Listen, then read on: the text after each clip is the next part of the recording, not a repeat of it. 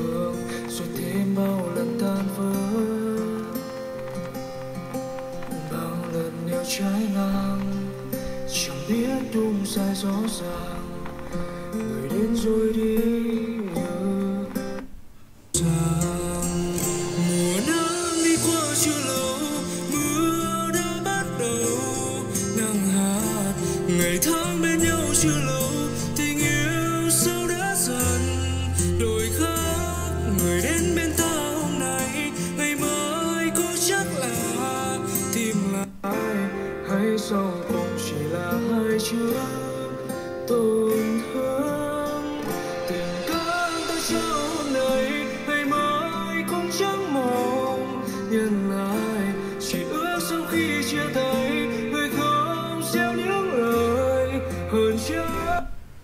Yêu nhau bao lâu tình yêu chắc sẽ phải nhạt màu, thực ra cũng chỉ là mùa xa nhau.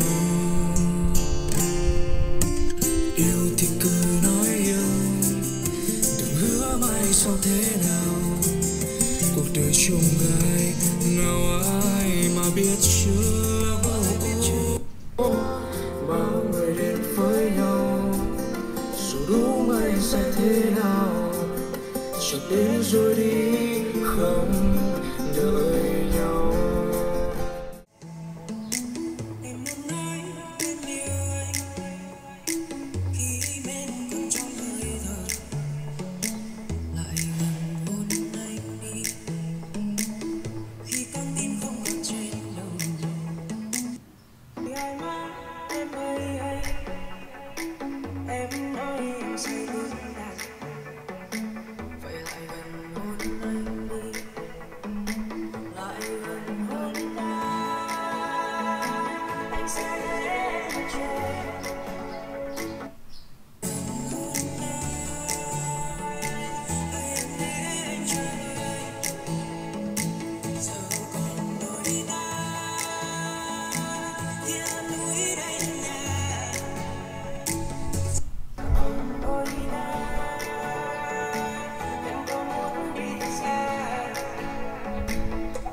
Chỉ sống một lần trên đời, suy nghĩ lắm